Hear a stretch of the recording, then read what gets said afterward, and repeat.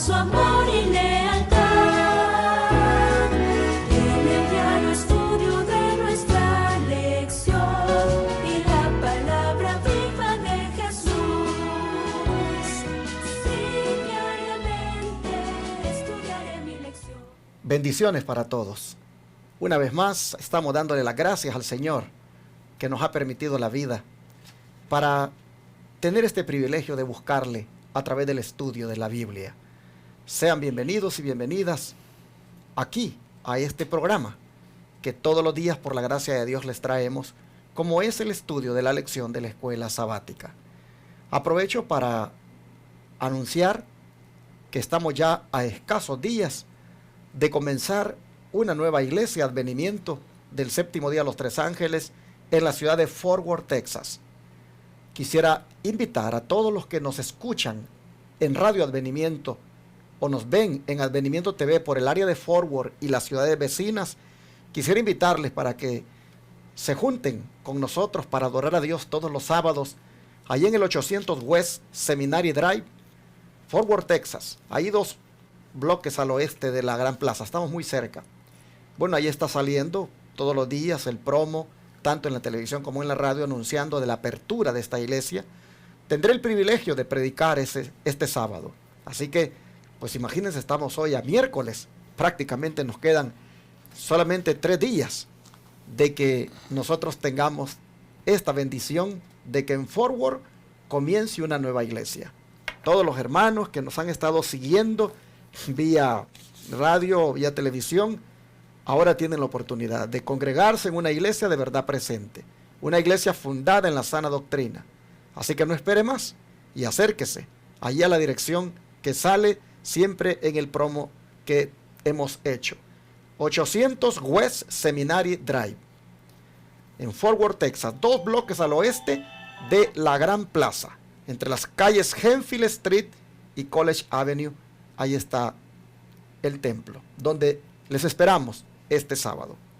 Mi esposa María Elena otra vez está conmigo para tener el estudio de hoy. Así que, buenos días. Buenos días, pastor, y buenos días a todos ustedes. Sean bienvenidos este día miércoles 3 de abril al estudio de la lección de escuela sabática. Vamos a ponernos de rodillas para orar.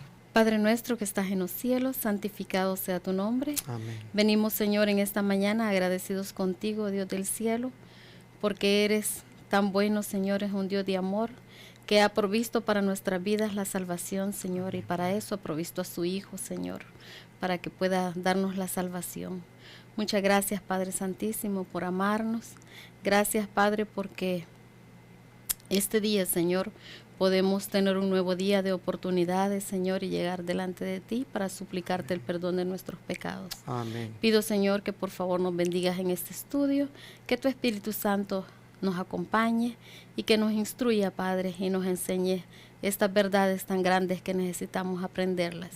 Gracias, Padre bendito, por lo bueno que eres. Nos quedamos contigo en el nombre de Jesús. Amén. Amén. Amén. Hoy continuamos con el tema del libertador prometido. María Elena, ¿de qué manera el libertador, o sea, Jesucristo, hizo la liberación del ser humano de aquella desgracia en la que cayó en el Edén? Bueno, dejemos que el apóstol Pablo conteste esa pregunta. Busquemos en nuestras Biblias, en el libro de Filipenses, capítulo 2, versículos del 5 al 8. Y nos dice: haya pues en vosotros ese sentir que hubo también en Cristo Jesús, el cual, siendo en forma de Dios, no estimó el ser igual a Dios como cosa a que aferrarse, sino que se despojó a sí mismo, tomando forma de siervo, hecho semejante a los hombres, y estando en la condición de hombre, se humilló a sí mismo, haciéndose obediente hasta la muerte, y muerte de cruz. ¿Qué les parece? ¿Cómo el libertador prometido hizo el acto de liberación? A través de un gran sacrificio de su propia vida. Interesante cómo la Escritura presenta aquí que siendo en forma de Dios, no escatimó el ser igual a Dios, sino que más bien se despojó, dice, de eso, y toma esa forma de siervo, haciéndose semejante a los hombres, y en esa condición, dice, humillándose prácticamente, da la vida en esa muerte cruel como lo fue la muerte en la cruz. Así, mis hermanos, es como nuestro libertador vino a hacer esa grande hazaña para librar al hombre de la desgracia en la que había caído. El don de profecía, ¿qué nos dice al respecto? Bueno, el libro Comentario Bíblico, tomo 1, páginas 1098 y 1099 nos dice: tan pronto como hubo pecado, hubo un Salvador. Cristo sabía que habría de sufrir y sin embargo se convirtió en el sustituto del hombre. Tan pronto como pecó Adán, el Hijo de Dios se presentó como el garante de la raza humana, con tanto poder para impedir la condenación pronunciada sobre los culpables como cuando murió en la cruz del Calvario. Tremendo, hermanos. Y es que el que era comandante de los atrios celestiales, se quitó su manto real y su corona regia y se revistió esa divinidad con la humanidad. Vino a este mundo para estar a la cabeza de la raza humana como el hombre modelo.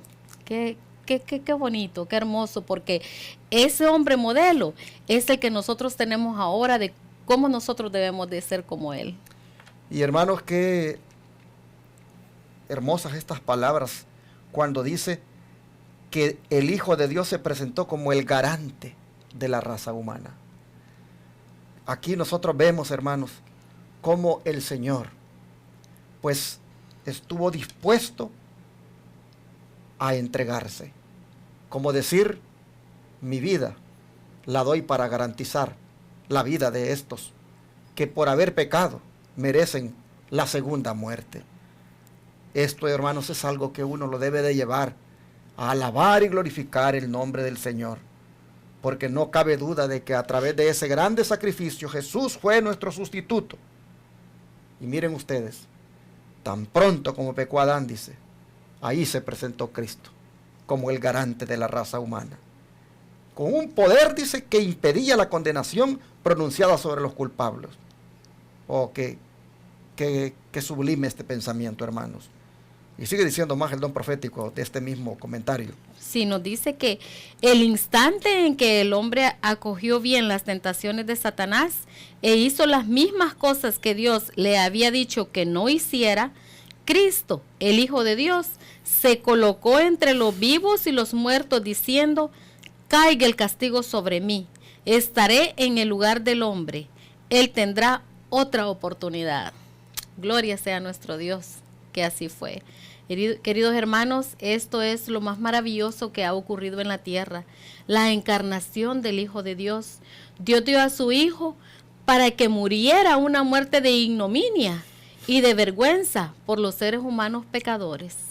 Dice que se humilló a sí mismo para sufrir con la raza humana, para ser afligido en todas las tribulaciones de los seres humanos. Sin embargo, María Elena, él como libertador no hizo su acto de liberación de una manera física allí en el Edén, sino que 4000 años después lo vino a realizar en Jerusalén. Pero ¿cómo Adán entonces sabía que eso ocurriría? ¿Cómo Adán sabía que realmente vendría ese libertador para, pues, salvarle a él y a sus descendientes que tuvieran fe en lo que Dios prometía? ¿Cómo Adán lo supo? Bueno, para eso Dios le dio un sistema de sacrificios que debía de poner en práctica a lo largo de su vida, donde él podría mirar la consecuencia de su pecado y la provisión que Dios había hecho con el libertador que vendría. Y Pablo compara ese sistema de sacrificios con la sangre de Cristo. Veamos qué dice las siguientes palabras en el libro de Hebreos, capítulo 9, versículos 13 y 14. Nos dice, porque si la sangre de los toros y de los machos cabríos y las cenizas de la becerra, rociadas a los inmundos, santifican para la purificación de la carne, cuanto más la sangre de Cristo, el cual mediante el Espíritu Eterno se ofreció a sí mismo sin mancha a Dios, limpiará vuestras conciencias de obras muertas para que sirváis al Dios vivo. Pablo se está refiriendo, hermanos, a ese sistema de sacrificios que desde Adán para el futuro, hasta los 4000 años, cuando Jesús apareció, vinieron todos los que por fe creían en ese tiempo de gracia que Dios le daba al hombre, venían prácticamente pues haciendo. Y Pablo, comparando ese sistema de sacrificios con la sangre de Jesús, pues él presenta, hermanos, el sacrificio de Cristo como algo más superior. Interesante que él dice que si la sangre, dice, de los toros, la sangre de esos animales que fueron prácticamente sacrificados, aún, dice, aún ayudaban para santificar, para la purificación de la carne, ¿cuánto más la sangre de Cristo, dice, mediante el Espíritu Eterno, se ofreció sin mancha a Dios para limpiar las conciencias de obras muertas, para que sirváis al Dios vivo? Yo quiero llamar su atención a esta expresión cuando dice que por esa sangre de Cristo, el ser humano limpia sus conciencias. Miren, el sistema sacrificial, el sistema ceremonial de sacrificios, daba una limpieza externa. Pero Pablo dice que la sangre de Cristo limpia la conciencia. Es decir, la sangre de Cristo hace una limpieza interna, limpia el alma. En ese sentido, es mucho más especial. Pero de antemano, a través de aquel sistema, pues el hombre podía aprender y sabría de que Dios cumpliría lo que había prometido. Imagínense ustedes, por 4000 años, el ser humano pagando con la muerte de un animalito inocente. 4000 años después Jesús viene y ese animalito que lo prefiguraba a él, ahora, hermanos, ya no se necesita más, porque Jesús es la víctima. Jesús es el Cordero. Y al morir, Él paga, hermanos, nuestra deuda, nuestra culpa. Y al pagar Él la deuda, ¿qué logró para toda la humanidad, María Elena? Bueno, vamos a leerlo en Romanos 6:23. Vamos a ver qué nos dice. Y nos dice: porque la paga del pecado es muerte, mas la dádiva de Dios es vida eterna en Cristo Jesús, Señor nuestro. Ahí está, hermanos. Lo que tú tenías que pagar, lo que yo tenía que pagar, que era con mi vida. Y esto, hermanos, cuando habla de que la paga del pecado es muerte, no se está refiriendo a la muerte de la que la mayoría de la gente está ahora padeciendo, sino que se está refiriendo a la muerte segunda, a la muerte eterna. Esa es la paga del pecado. Y eso es lo que tú y yo nos merecemos si no hubiera venido Cristo como garante. Miren ustedes, la paga del pecado es muerte, pero el regalo de Dios, podríamos decir, la gracia de Dios que les ofrece a los seres humanos, es que tengan vida eterna en vez de esa muerte eterna. Aquí nosotros miramos entonces cómo el libertador que estaba por venir a lo largo de la historia educó a los israelitas, les enseñó a través de aquel sistema de lo que él vendría a ser. Gloria a Dios por Jesucristo, que habiendo muerto por nosotros, nos libra de la segunda muerte, para que si morimos de cualquier circunstancia que podamos tener, de todas maneras, hermanos, muriendo en Cristo, el Señor nos libra de la muerte segunda, que es la muerte eterna, y nos viene a resucitar cuando Él venga, para vivir para siempre con Él. Miren hasta dónde llegó el grande regalo el grande sacrificio de Jesús y la grande esperanza que ahora tenemos. El don de profecía nos va a ampliar esto, cómo es que Adán y todos los que descendieron de él, pues pudieron aprender de aquel sistema de ceremonias, de sacrificios, ¿no es cierto? Sí, y el libro Patriarcas y Profetas, páginas 54 y 55 nos dice: para Adán, el ofrecimiento del primer sacrificio fue una ceremonia muy dolorosa. Tuvo que alzar la mano para quitar una vida que solo Dios podía dar. Por primera vez iba a presenciar la muerte y sabía que si hubiese sido obediente a Dios, no la habrían conocido el hombre ni las bestias. Qué triste, triste, hermanos, porque en el plan de Dios nunca estuvo la muerte, ¿verdad?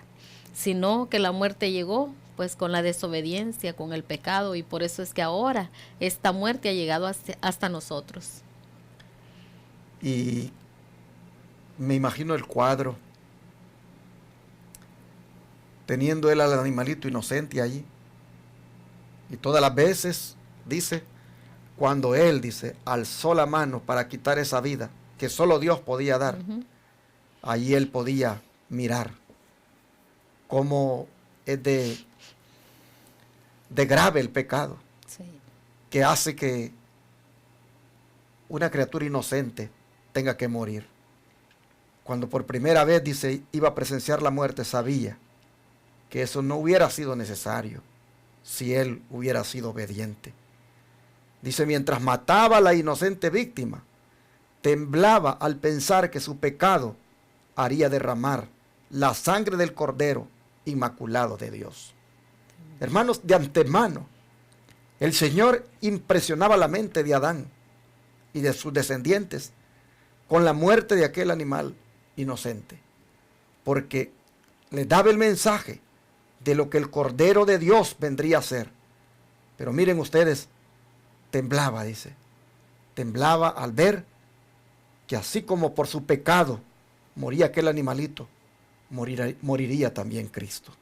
¿Qué sigue diciendo el don de profecía? Bueno, nos sigue diciendo: esta escena le dio un sentido más profundo y vívido a la enormidad de su transgresión, que nada sino la muerte del querido Hijo de Dios podía expiar, y se admiró de la infinita bondad que daba semejante rescate para salvar a los culpables. Una estrella de esperanza iluminaba el tenebroso y horrible futuro y le libraba de una completa desesperación. Patriarcas y Profetas, páginas 54 y 55. Hermanos, creo que es bien claro aquí esta lectura del don de profecía en cuanto a lo que sentía de culpa, pero al mismo tiempo la esperanza que le daba de que pues podía él vivir un día por toda la eternidad cuando el Señor apareciera para pagar la paga del pecado. Hay otra cita aquí del Espíritu de Profecía que me gustaría que la leyeras también. Sí, esta cita se encuentra en la Historia de la Redención, páginas 148 y 149. Y nos dice que el sistema de sacrificios debía enseñar humildad al hombre en vista de su condición caída, y debía conducirlo al arrepentimiento y a confiar solo en el Señor para el perdón de sus pesadas transgresiones a su ley, por medio del prometido Redentor. ¿Qué les parece, hermanos, esto que dice la Historia de la Redención, páginas 148 y 149? Que el sistema de sacrificios debía enseñarle humildad al hombre. Yo pregunto, y al mirar nosotros que ese sistema de sacrificio se cumplió en Cristo, y ver nosotros a nuestro Señor que ha muerto por nosotros, ¿no debería también enseñarnos eso, humildad también a nosotros? Amén. Si los animalitos que morían debía enseñarle humildad al hombre en vista de su condición caída, y debía eso conducirle al arrepentimiento, a nosotros con más razón, hermanos, nos debe llevar a ser humildes y arrepentirnos cuando sabemos que Cristo en su propio cuerpo experimentó dolorosamente esa muerte. Hermanos, nosotros debemos ver el pecado como Dios lo mira, como algo tan desagradable, que provocó la muerte de su Hijo, para que nosotros, hermanos, no lo practiquemos, para que nosotros no sigamos pues en desobediencia. Y cuando hablo de pecado, hermanos, pues en ese término está abarcado todo lo que encierra, porque los actos pecaminosos son el resultado del pecado. El pecado es la raíz de los actos pecaminosos. Y el pecado es separarse de Dios, vivir separado de Dios. Y a mí me preocupa cuando, hermanos, nosotros nos descuidamos de la oración y del estudio de la Biblia. Porque al hacer eso, nosotros estamos separándonos de Dios. Y puede ser que estemos en la iglesia, puede ser que estemos congregándonos, pero aún así estar separados de Dios. Cuando no tenemos esa relación con el Señor, cuando ya estamos separados de Dios, hermanos, ya estamos en pecado. Y los actos pecaminosos vienen ahora como resultado, que son las malas palabras, los malos pensamientos, los malos actos. Por eso, miremos el pecado, hermanos, como Dios lo ve. Adán se separó de Dios, Eva se separó de Dios, le oyeron a Satanás al separarse de Dios, hicieron lo que él les dijo, y miren los resultados, al punto de que Jesús tuvo que intervenir dando su vida. Hermanos, abandonemos el pecado, entreguémonos tanto a Jesús, vivamos tanto para Él, busquemos aprender de Él, que lleguemos al punto, hermanos, donde el pecado lo odiemos y no tengamos más deseos de transigir con Él. María Elena, ¿tendremos nosotros alguna prueba bíblica de que los hombres antiguos comprendieron de que un Salvador vendría, así como a través de aquellos sacrificios que se hacían? ¿Tendremos pruebas bíblicas de que aparte de Adán, hombres antiguos comprendieron de que un día el Salvador vendría? Claro que sí, pastor. Y no solo tenemos una, sino tenemos muchas en todas las Sagradas Escrituras, pero vamos a ver algunas de ellas. Por ejemplo, busquemos y leamos Judas 14 y 15, a ver qué nos dice. Y nos dice: de estos también profetizó Enoc, séptimo desde Adán, diciendo: he aquí vino el Señor con sus santas decenas de millares, para hacer juicio contra todos, y dejar convictos a todos los impíos de todas sus obras impías que han hecho impíamente, y de todas las cosas duras que los pecadores impíos han hablado contra él.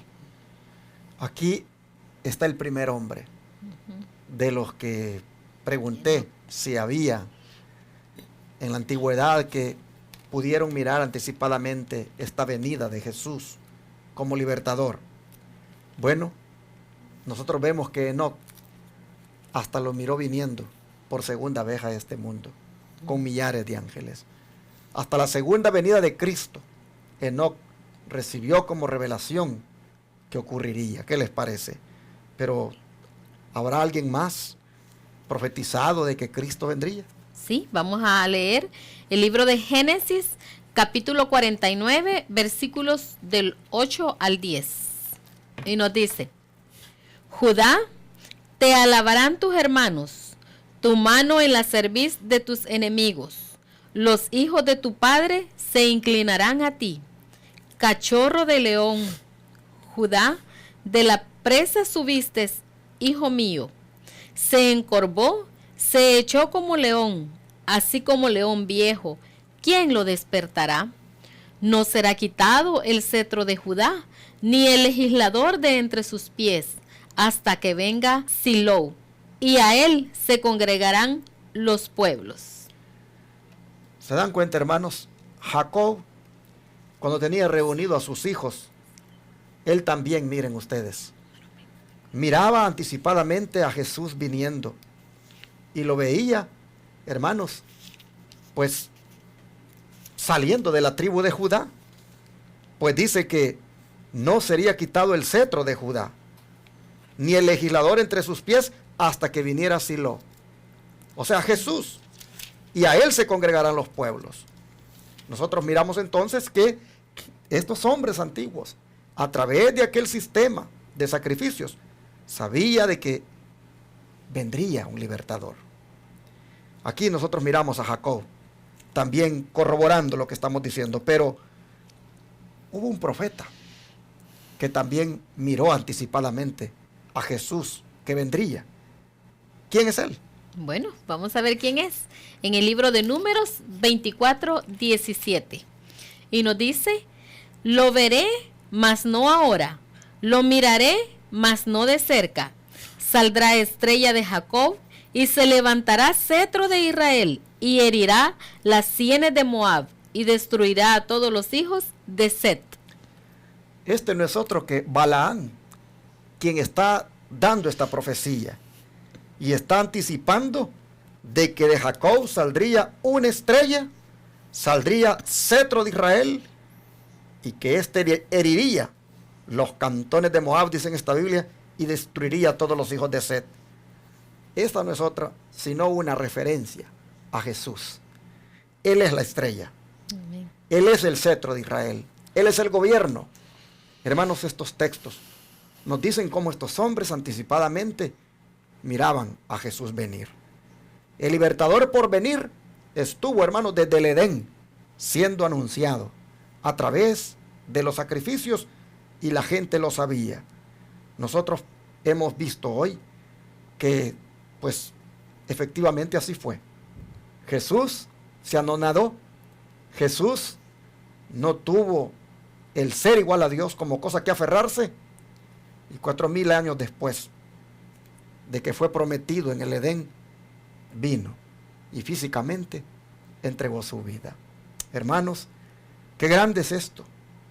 ¿Cuánto nosotros nos debe esto llevar a la consagración? A cerrar filas en torno a Jesús.